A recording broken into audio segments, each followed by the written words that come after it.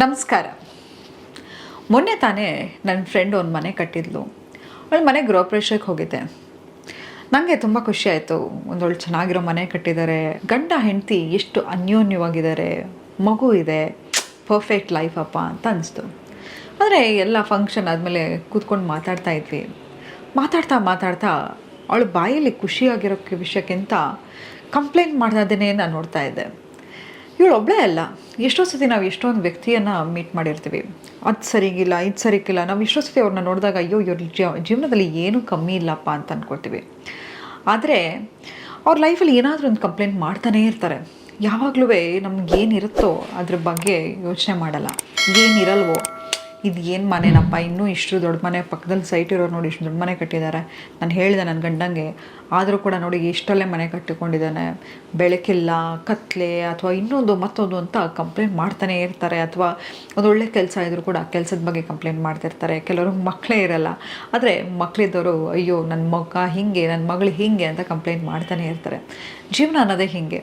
ಆದರೆ ನಿಮಗೆ ಗೊತ್ತಾ, ದ ಪವರ್ ಆಫ್ ಗ್ರ್ಯಾಟಿಟ್ಯೂಡ್. ನಾವು ಯಾವಾಗ ನಮ್ಮ ಲೈಫಲ್ಲಿ ಗ್ರೇಟ್ಫುಲ್ ಆಗಿರ್ತೀವೋ, ನಮ್ಮ ಲೈಫ್ ಡೆಸ್ಟಿನಿ ಆಗಿರಬಹುದು ಅಥವಾ ಏನೇ ಆಗಿರಲಿ, ಅದನ್ನು ಬದಲಾಯಿಸೋ ಶಕ್ತಿ ನಮಗಿದೆ. ಅದನ್ನೇ ನಾವು ಹೇಳ್ತಾ ಇರ್ತೀವಿ, ಕರ್ಮ ಥಿಯರಿಲಿ ಕೂಡ ಆಗಮ ಕರ್ಮ ಅಂತ. ನಮಗೆ ಬರ್ತಕ್ಕಂತಹ ಕರ್ಮವನ್ನು ಬದಲಾಯಿಸಲಿಕ್ಕೆ ನಮಗೆ ಶಕ್ತಿ ಇದ್ದೇ ಇದೆ. ಆದರೆ ಇದೆಲ್ಲವನ್ನು ಬಿಟ್ಟು ನಾವು ಯಾವಾಗಲೂ ಕಂಪ್ಲೇಂಟ್ ಮಾಡ್ತಾ ಇದ್ರೆ ನಮ್ಮ ಲೈಫು ಹೇಗಾಗತ್ತೆ ಗೊತ್ತಾ? ನೋಡಿ, ಯಾವತ್ತೂ ತಿಳ್ಕೊಳ್ಳಿ, ಈ ಭೂಮಿಗೆ ನೀವು ಬಂದಿರೋ ಮೂಲ ಉದ್ದೇಶ ಏನಪ್ಪ ಅಂತ ಹೇಳಿದ್ರೆ ಸಂತೋಷವಾಗಿರೋಕ್ಕೆ. ಮನುಷ್ಯನ ಜನ್ಮ ಮಹಾಜನ್ಮ ಅಂತ ಹೇಳ್ತಾರೆ. ಎಷ್ಟೋ ಜನ್ಮದ ಪುಣ್ಯ ಮಾಡಿದರೆ ಮನುಷ್ಯನ ಹುಟ್ಟಲಿಕ್ಕೆ ಸಾಧ್ಯ ಅಂತ. ಅಂತಹ ಒಂದು ಜನ್ಮ ಪಡೆದ ನಾವು ಯಾಕ್ರಿ ಕೂತ್ಕೊಂಡು ಕಂಪ್ಲೇಂಟ್ ಮಾಡ್ತಾ ಇರ್ತೀವಿ?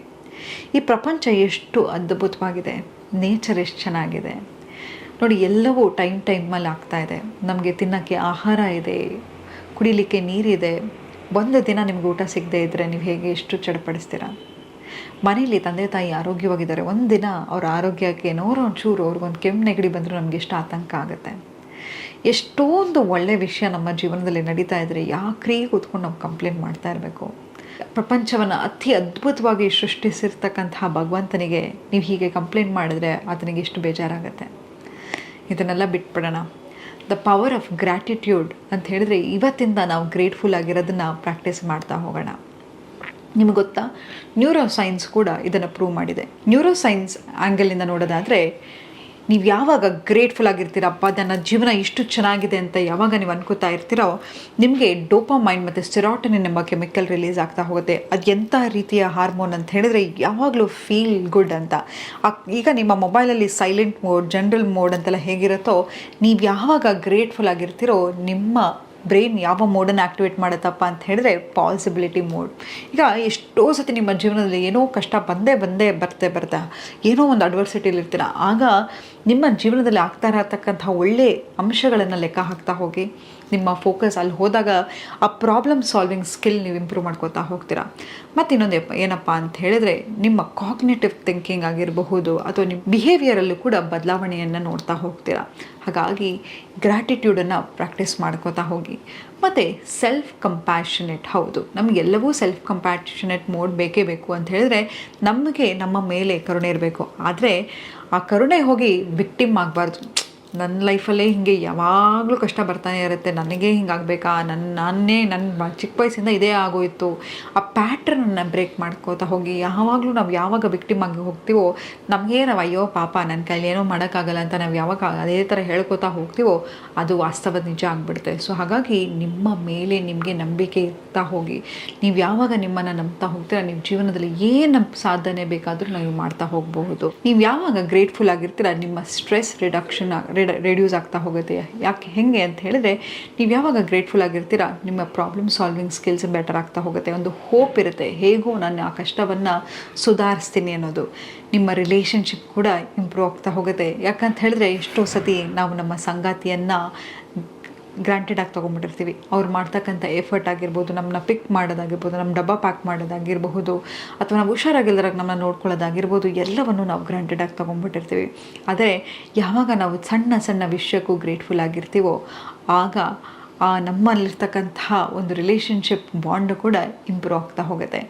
ಈ ಕೆಲವು ಟಿಪ್ಸ್ಗಳನ್ನು ದಿನನಿತ್ಯ ಇನ್ಕಲ್ಕೇಟ್ ಮಾಡ್ತಾ ಹೋಗಿ ಖಂಡಿತವಾಗೂ ನಿಮ್ಮ ಜೀವನದಲ್ಲಿ ಬದಲಾವಣೆ ಆಗುತ್ತೆ. ನೋಡಿ, ದಿನ ರಾತ್ರಿ ಮಲಗೋಕ್ಕಿಂತ ಮುಂಚೆ ಆಯಿತಾ, ಯಾವ ವಿಷಯಕ್ಕೆ ನಿಮಗೆ ಟ್ರಿಗರ್ ಆಯಿತು. ಈಗ ಎಕ್ಸಾಂಪಲು, ಬಸ್ಸಲ್ಲಿ ಹೋಗ್ತಾ ಇರ್ತೀರಾ, ಯಾರೋ ನಿಮ್ಮನ್ನು ಟ್ರಿಗರ್ ಮಾಡಿದ್ರು ಅಂತ ತಿಳ್ಕೊಳ್ಳೋಣ, ಅಥವಾ ನಿಮ್ಮ ಫ್ರೆಂಡ್ಸ್ ಏನೋ ನಿಮ್ಗೆ ಹೇಳಬಾರ್ದು ಹೇಳ್ತಾರೆ ಅಂತ ತಿಳ್ಕೊಳ್ಳೋಣ, ಅಥವಾ ನಿಮ್ಮ ಸಂಗಾತಿ ಏನೋ ಒಂದು ವಿಷಯ ಹೇಳಿದ್ರು, ಯಾವ ವಿಷಯಕ್ಕೆ ಕೋಪ ಬಂತು ಅಂತ ಡೈಲಿ ಇದನ್ನು ಬರೀತಾ ಹೋಗಿ.